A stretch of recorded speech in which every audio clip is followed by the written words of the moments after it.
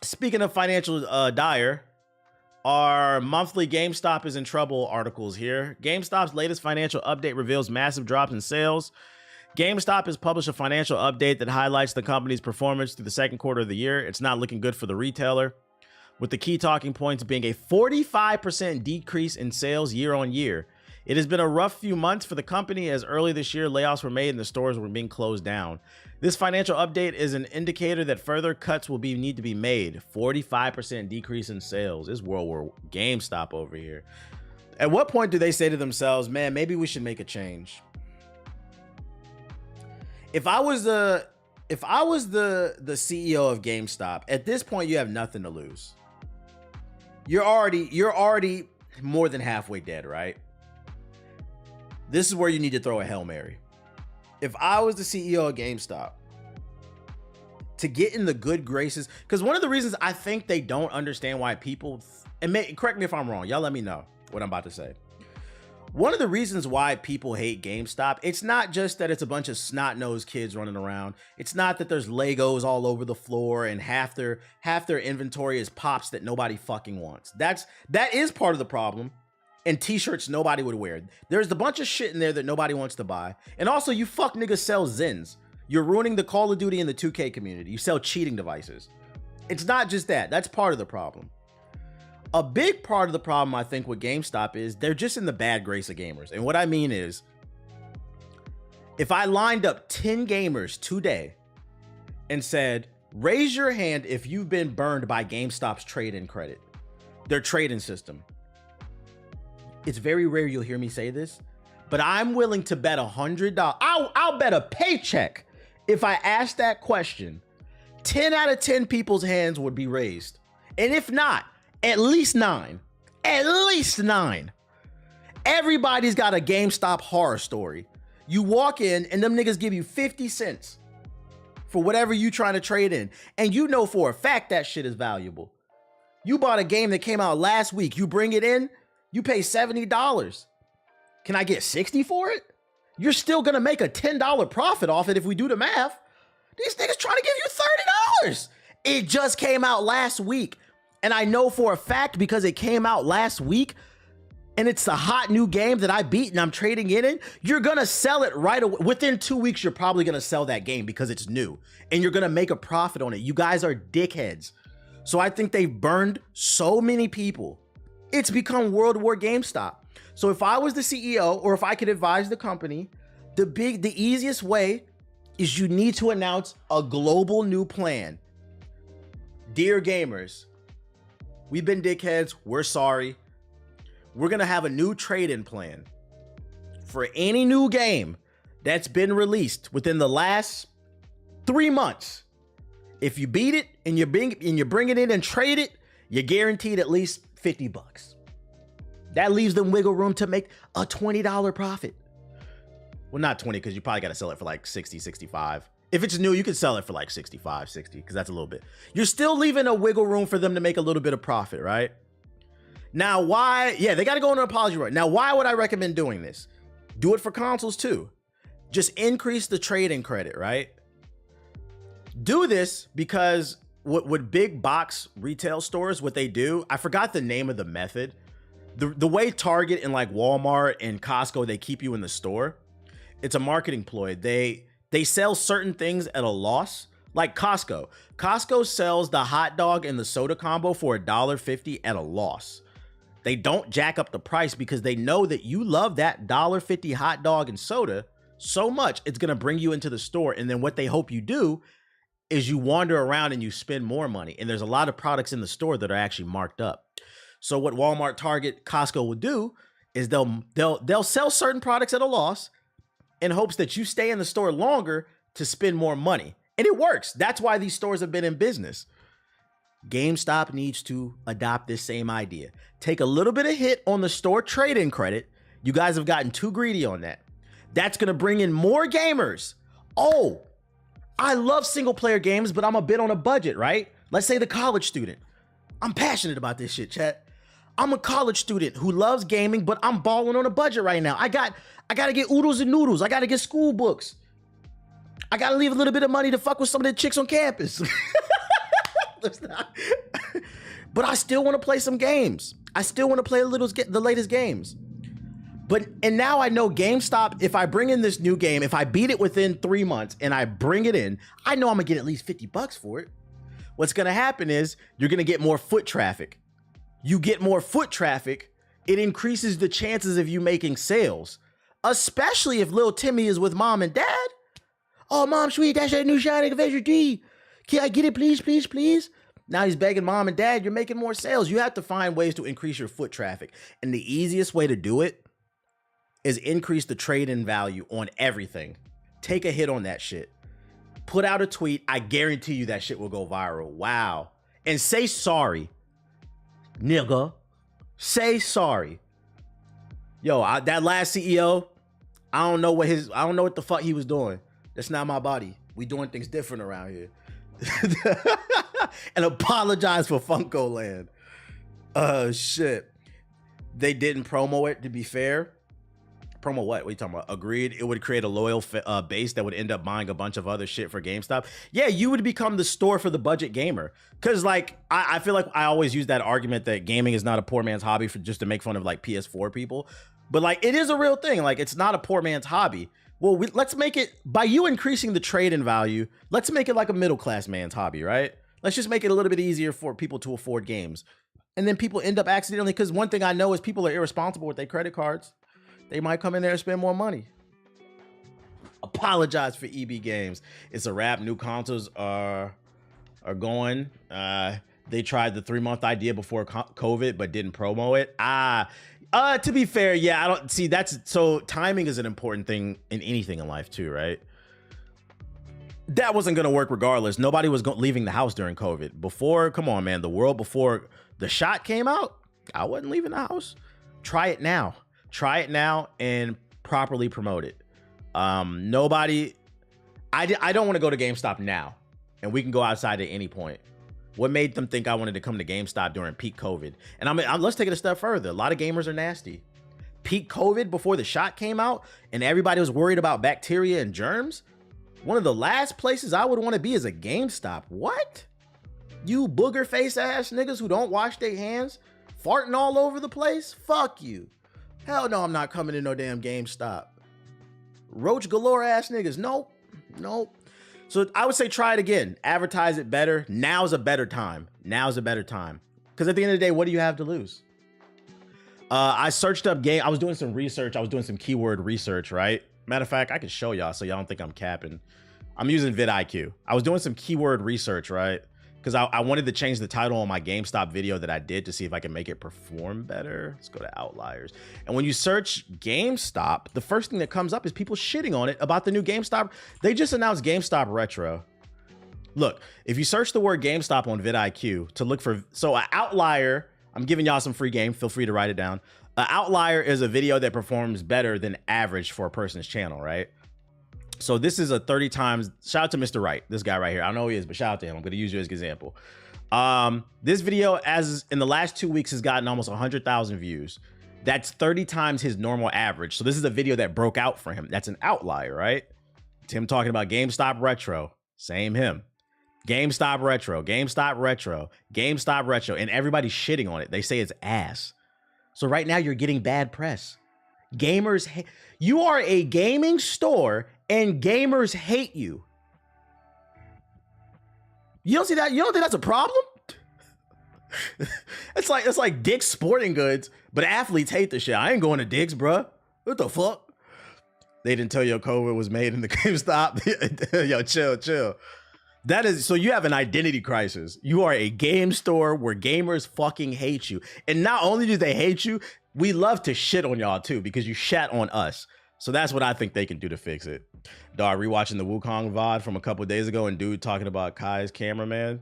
Oh yeah, we had to give his ass a 600. Rename the stores too. Can they afford a rebrand? Because the thing about a rebrand too is then you have to file for a new business name and shit like that. Can they afford that? I don't know.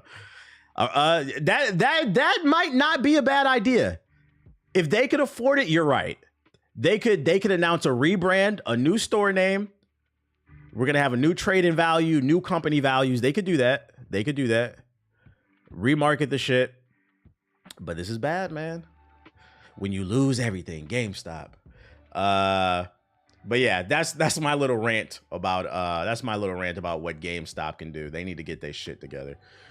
And last but not least, GameStop oldies. They probably marking up them prices at the GameStop Retro. That's why nobody want to go there. Last but not least, some positive news, because I feel like there's always so much negative news. 2 million copies of Space Marines has been sold. It just launched this week. It launched early access last week, but technically this week it launched. It's already sold 2 million copies. We love to see it because I do think that this is not a super mainstream game, but I think the gameplay is so fire. People have liked and it reviewed well. I've been saying this on stream. These CEOs keep talking about, oh, we need to make BR games and live services, and how can we keep the game? Bro, just make a good game. That is the whole premise of American Gangster. Freaking Frank Lucas had a better product than everybody on the street. It was called Blue Magic. Them niggas, they started taking that shit and they said, the word just spread around the street. Yo, this man got the Blue Magic. If you make a good product, people will talk about it. I will talk about it. The Emperor Protects. Y'all are too focused on trying to monetize skins, trying to make a game last forever. What happened to just let's put out something good? Yo, shout out to the Black Newton. Appreciate it. Let's put out something good and just advertise it a little bit. That's all you got to do. We're overcomplicating the process. Also, I don't want everything to be live service. Fuck that shit. That's all I got for y'all in terms of news. We can hop into the sub box and see what's going on, and then after that we're gonna get on that damn monkey game. Is that what they screaming? Is that what they screaming? What up, Ethos? Is that what they screaming? Space Marines for the Emperor. Let's see what's in. There was an indie event. Universe collaboration with Attack on Titan official Battle of the Humanity trailer. What is this? Genshin Impact McDonald's crossover. Ah, sweet. Glory to the Emperor. Oh, shit. Damn, you can see a JG video from a mile away. His thumbnails stick out. His big ass head. Crimson Desert exclusive gameplay. Oh, shit. Zelda meets Assassin's Creed. It's action packed. Oh, shit. A Crimson Desert preview. All right, we're gonna talk about. Let's talk about that one. Let's look at that one. Let's see. Entropy Survivors. Oh, sweet new Winnie the Pooh. Yeah, yes, it's in the grimdark future. This is the only war. Got you. This is all from yesterday, so not a lot. Okay, well, let's look at Crimson Desert then. Let's take a look at that since they got a 12-minute preview video. Let's see what the hype's about. Where do you rank Attack on Titan as an all-time anime? I haven't finished it. I can't talk about it. I mean, really powerful. As the formidable Staglord grabbed me by the ankle and hurled me into a wall, the bone-crunching impact reminded me of how the strangers blow. That's a crazy way to start a video. In the first 20 minutes, in the first 20 seconds of a video, this nigga admitted to a nigga taking his ankles. That's crazy. Who's catapulted Kratos through tree trunks and mountains in God of War. This intense, deity-like physicality lends Crimson Desert a sense of genuine spectacle. These are the gladiator battles of myths. This game looks pretty good. Last month, during an hour-long hands-on session at Gamescom 2024... I've heard you say that too many times. Why don't you want to finish Attack on Titan? It's not that I don't want to finish it. I just don't be having the time. And then if I do have the time, it's about the energy. I literally spend all my time doing business stuff for content, writing. Like these guys, these videos don't make themselves. It took me 2 weeks to make that Ronnie 2K video. And then the little free time I do have, you know, you got to give time to your damn dog. I got to give time to my lady. Like, yeah, I just be busy. Like it's not a priority. And then we got to watch things that, you know, we're both interested in. I probably gonna watch the Batman, but anime is just kind of taking a back seat for me. The only thing I would be excited to watch is if fucking, what's the name comes back? What's that joint called? Black Clover, but yeah, it's just... with 3 different bosses, each of which showcased a different side to this fantasy action game's approach to battle. More recently, I was able to watch another hour of gameplay, this time a hands-off demonstration focused on exploration and questing. Together, these demos have given me... Yeah, I gotta do my dailies and weeklies, yeah. There you go. I don't do dailies in video games, guys. The only time I play games is on this stream. And to be fair, I'm gonna be honest, if you want to do the math, I probably game just as much as a lot of y'all in the chat. Like one of the biggest secrets, if you're a real content creator, one of the biggest secrets is you will spend more time producing content on games than actually playing them. Because if you think about it, half of my stream is talking about what's going on in the gaming industry. The other half is playing the games. Outside of that, I don't get to play much. I don't do dailies and weeklies in fucking BR live service games. I do dailies and weeklies in real life. Because if I don't, then I'll get in trouble. You got to give people your time. Like a mix of God of War and Dragon's Dogma. My guy said he's excited to watch Black Clover. Black Clover is fire. Reminiscent of the modern Assassin's Creeds and The Witcher 3. You play as Cliff. If you ain't finished the show, I don't want to hear it. And a no-nonsense attitude. After a prologue that fit is fire. Conflict between the Greymanes and the marauding Black Bears, Cliff's major goal is made clear. Explore the continent of Pywell in search of his surviving Greymane allies who have been scattered following the battle. It's a big news story. What's this, Ethos?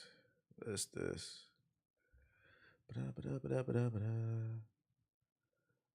His entire team has left his very first game.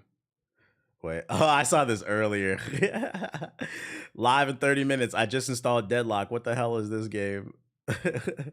They said Dr. Disrespect is playing Deadlock. Keep the minors off the game. Oh, shit. What happened to the video? Is this a video? His entire team left his very first game. Oh, it's just a photo. Why is it? Yo, Elon, fix your site, bro. Oh, they did. They quit. That's fucking funny, dude. Nobody wants to play with this nigga. That's funny. Look, there's Siggy. I see Siggy right there in the comment section, too. That's fucking funny, dude. I'm not gonna lie, just to be petty, I would have did the same shit. I would have got on the mic. Does this game have does it have proximity chat? Like, can you talk to your teammates? Because I would have got on the mic. I'd be like, that's you?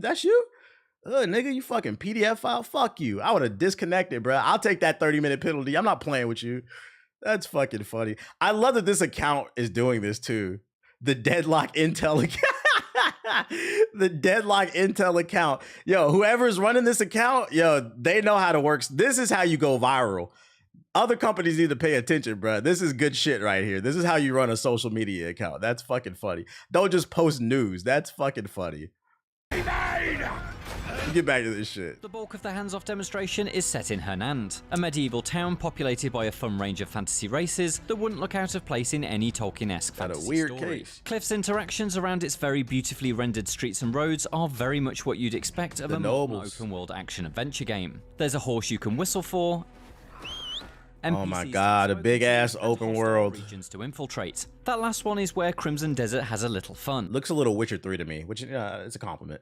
As the demo shows Cliff changing into Hernandian banquet attire in order to walk past a castle's guards unnoticed. Oh, wait. Seems like a permit. Shout out to the 800 we got in here. If you're new, hit the follow button.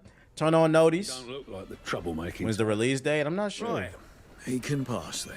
I just hope the open world is interesting. Much like how you can wear disguises in games like Hitman and Kingdom Come Deliverance. I hope there are plenty of opportunities to do this, and various outcomes to your trickery. It would be fun if you could use disguises to open up new conversations, as well as gain entry into forbidden areas.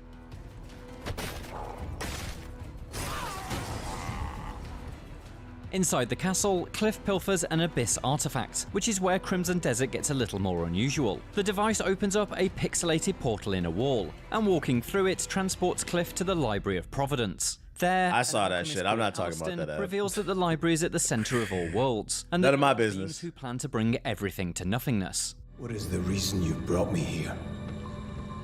There are beings who brought chaos to Providence. You're a wizard. The rifts they have created will return everything to nothingness. While I can't say I'm impressed by Crimson Desert's writing in this demo, this exchange and several others feel cluttered and wrapped up in themselves. But it does point to a much grander, more mythical plot beyond Cliff's hunt for his allies. That ambition of something. Where the heck is the Wolverine game? Y'all seen any news about it? Nah, I wouldn't be surprised if that game gets delayed due to the hackers leaking shit. They probably need to regroup and, you know, figure out what's going on with that. But like, yeah, I don't know where that shit is. Larger is made abundantly clear when Alastin's ally, White Crow, gives Cliff the glider-like Crow Wings ability, which allows him to leap off the library's floating island and reenact the Zelda Tears of the Kingdom's title sequence. Very Tears of the Kingdom, yeah. That's Zelda. Where's Siggy at? This is Zelda, but like a steady frame rate.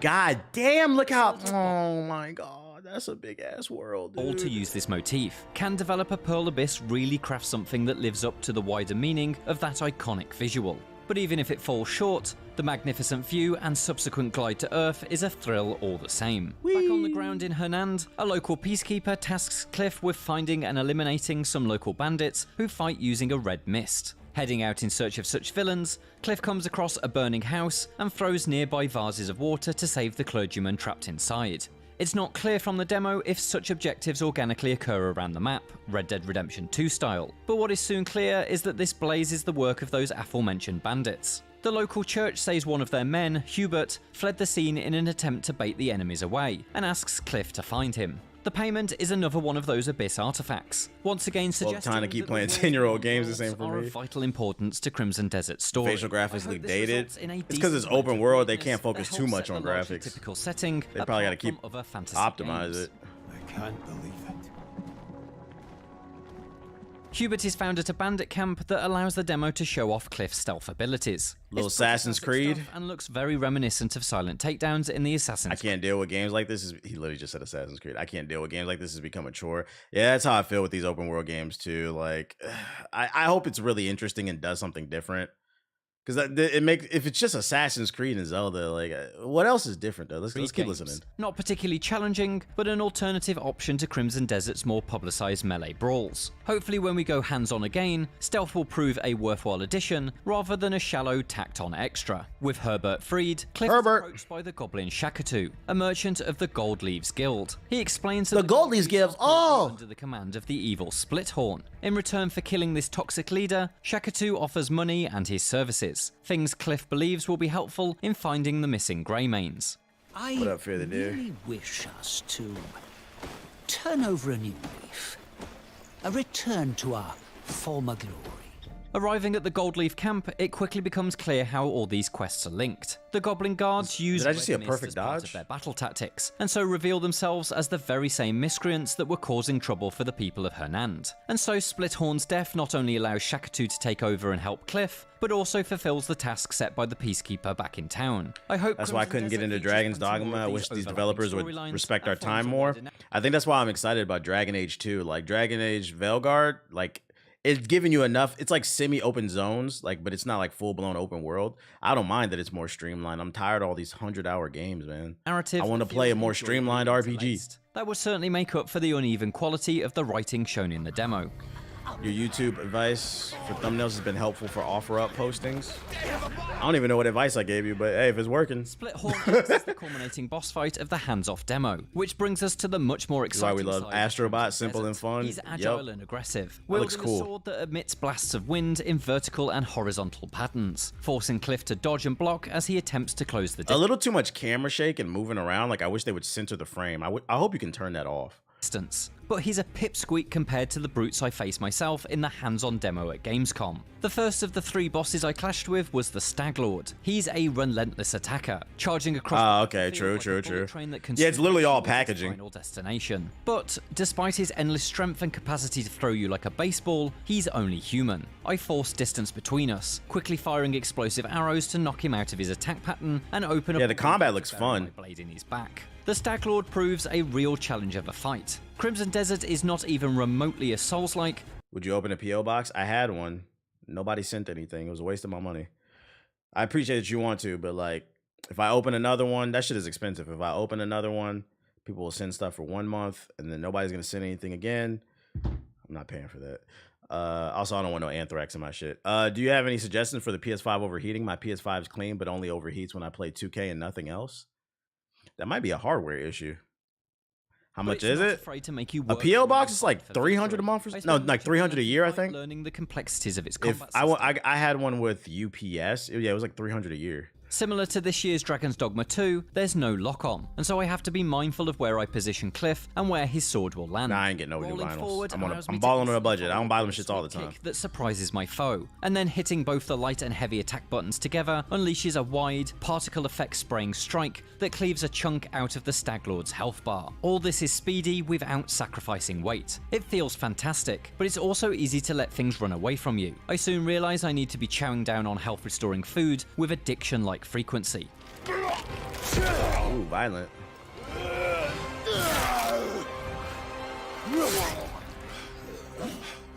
With the Stag Lord defeated, I take his mighty sword and shield, and the demo skips me ahead in the story, throwing me into snow-coated lands. Here, Cliff is looking for children who have seemingly been sacrificed to some kind of mountain spirit. Such a spirit turns out to be the White Horn, a sort of antlered, abominable snow deer that acts as the first showcase of just how different each of Crimson Desert's bosses can be. This colossal creature maybe decorate your stream room with vinyl walls in the background? No thanks. I didn't buy them for decorations, I bought them to listen to them. Avalanches that leave me temporarily. You know what I've learned since I started collecting? A lot of you niggas buy it just for like, I mean, if you want to use it, that's on you as long as you like properly hanging this shit. But like a lot of people buy vinyls just for the artwork to hang on their wall. They don't even have a record player. I bought it to listen to music. No, thank you. I'm not putting that shit on my wall. Almost completely for the aesthetic. No, I'm a music fan. Second phase and stab away at its flesh. The moment once again had me recalling my battles with towering monsters. At most, like maybe if I have too many, I can start stacking some like on my shelf in the background. But like hanging them up, I don't want to hang them down. Against Dogma 2 earlier this year. Unlike the little split horn back at the Goblin camp, these much larger bosses have 3 health bars, with each one eliminated increasing the intensity of the fight. But where the Staglord and White Horn scraps seem to escalate much like many other action game boss battles, my final battle against the Queen Stoneback Crab demonstrated Crimson Desert's ambition to create memorable moments through very different mechanics. Cool the boss Queen design. Stoneback Crab is colossally big. It fills the screen, and smartly, you can't fight it by just hacking away at its shins. Instead, the battle is a puzzle set piece that's clearly inspired by Shadow of the Colossus. I clamber onto the crab's stony shell and grab onto the grass and flora that forms. Is it true records have a noticeable difference in sound quality? Yes, but it's not because they're records. It's because it's uncompressed audio. The same would be true with CDs, like if you collect CDs. And it's also like because you're running on a sound system. So yes, it's because because streaming is compressed audio. You're streaming it off the internet. So yes, it's true. It sounds different from CDs like a little bit, like there's certain tones and frequencies that are a little bit differently if you want to compare like CDs to vinyls, but like overall it just sounds better because it's uncompressed audio. That's for the dear reason. Life while pulling myself up towards a trio of rock formations. I like Using a special punch skill, I shatter each of the rocks to expose a weak point that I plunge my blade into. Each open wound causes a geyser of water to burst out, which not only provides a visual spectacle but also throws me still a high thing? into the air. Yeah, I seen them in the store the other day. Down using the Crow Wings ability. Are they popular? No, vinyls surpass CDs. Like vinyls are bigger than CDs now. A lot of streamers are playing pre-patch Radon Elden Ring today, trying to beat the Mickey. You had like fucking 3-4 months to beat that shit. Mickey is fun. Ain't nobody gonna call me now. You should have beat it months ago. Tackle the next now you struggling. Now I'm tasked with destroying the pottery-like crown. There is lossless compression streaming platforms like Amazon.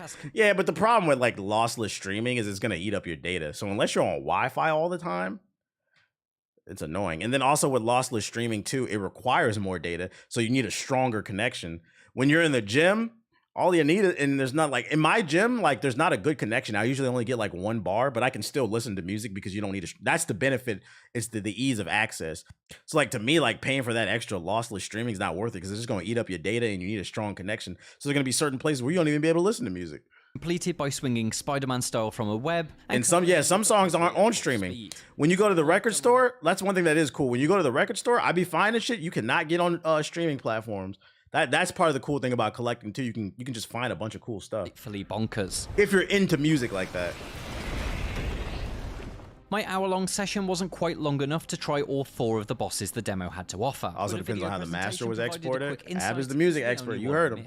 The Reed Devil, a weird little guy who creates copies of himself that can only be defeated by destroying totems that are built during the battle. Along with the 3 I fought, all 4 bosses make a promise that Crimson Desert features an array of creative, unique centerpiece battles. If they're all like this, then Pearl Abyss could really have something. Do I listen to any jazz? I'll listen to it, but do I have any records? Combat systems fundamentals. Not yet. Yes, it's all quite Fantasy 101. Bows, swords, shields, parries, but it's all delightfully aggressive and properly impactful. There's a seemingly deep combo system too, and it's because of that I wish the demo had had a section that was a little more relaxed for me to sample. The heat of a relentless boss battle isn't quite the space to learn and perfect button sequences, but I've got a good feeling you can pull off some. The combat looks fire, but everything else, like the open world, I'm like questioning it. learn. It's a big green light for Crimson Desert's combat then. As for its adventuring chops, things are looking a little more conventional. Pearl Abyss certainly seems to be making a solid enough transition. Big on fantasy like that? Not really, but if the combat is fire, I'm into it. Single-player territory. I couldn't get into Skyrim because of the combat. The hands-off demo particularly breaks new ground. Much of it is very familiar if you've played the likes of Assassin's Creed or The Witcher 3. Nonetheless, it does look largely well put together. While I do hope that the Abyss artifact storyline goes suitably off the wall, I'd like to see the more typical fantasy storylines find suitable hooks to ensure regular gameplay feels more varied and creative than what we've seen so far. Yeah, I think another issue this thing faces, he keeps saying it's Zelda and Assassin's Creed. It's like, I played those games before. He didn't really say anything that, like, what is it doing different? Combat system that shifts from classic sword and board action to slingshotting Spider-Man style round a walking mountain. The questing and exploration Spider-Man desert ideally also needs to aspire to that kind of This game is all over the place. place. This latest slice of gameplay certainly suggests that the bridges between epic boss battles will be solid, if not the most memorable aspect of the experience. Interesting. Crimson Desert, check out the entire 52. Interesting. We will keep our eye on this game. When does this come out? It'll be available on PC and console. I'm gonna assume 2025. I still don't understand the concept. Yeah, I don't understand the story. It's like all over the place, but it looks cool nonetheless. The combat, Universe and Attack on Titan official battle for. Is this a game? Oh, it's a manga. I don't care. Genshin Impact and McDonald's collaboration. Chicken nuggies.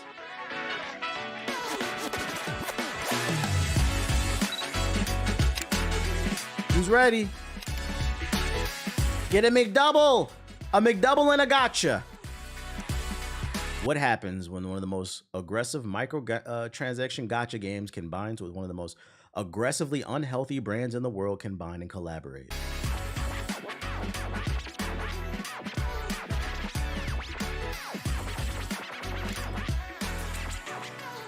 A gotcha and high cholesterol is not a nasty combo.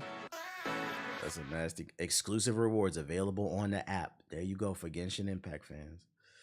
You see Shannon Sharpe is trending? Yes, I don't care. He was fucking, chat. I do not care. What y'all want to talk about? Because y'all, you're like the fifth person to say, what y'all want to talk about, chat? Let's talk about Shannon Sharpe. What y'all want to talk about? What you want me to say? Like, oh, did you see him fucking? Like, what do you want me to say? Like... Like, yo, he was really tearing her ass up, bro. Like, he was really doing it. She was moaning. Like, what do you want me to say?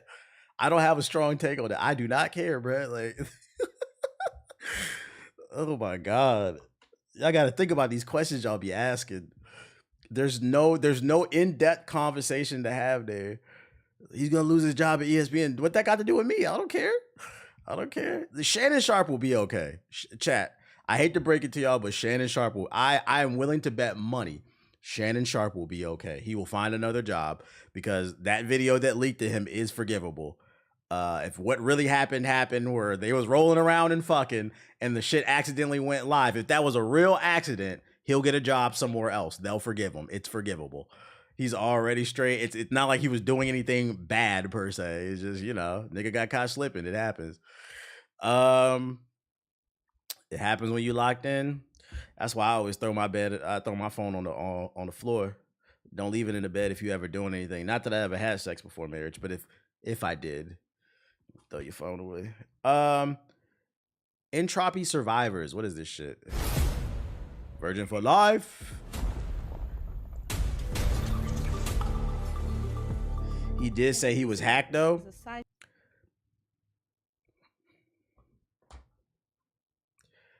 All right, so now we're really gonna. Do y'all genuinely believe he was hacked?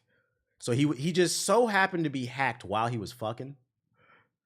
What if there's just a possibility they was rolling around in the bed and his back landed on the phone and it went live?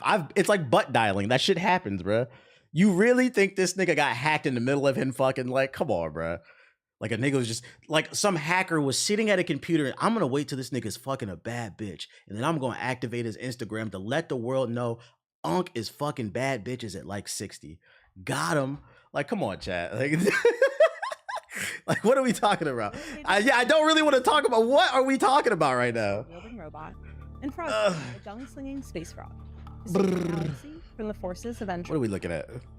The game takes place in the same colorful universe. The amount of buttons you got to press to go live, shit, they might have did it on purpose. Either way, I don't care. I don't care. She could have set him up. He could have did it on purpose. At the end of the day, why do y'all care? Each with multiple difficulty levels and varying enemies. We gotta protect the kids on the servers of Deadlock. Fucking what's the name is live on stream playing that game. Protect the kids. Your loadout and fight. Seamlessly swap back and forth. I'm good off this game. I played this game before. Germans melee. Yeah, let's talk about how all the immigrants are eating the dogs and the cats, according to Trump. Let's talk about like that dude said in the chat. Exactly. We got to protect the dogs and the cats. That's what's really the problem going on.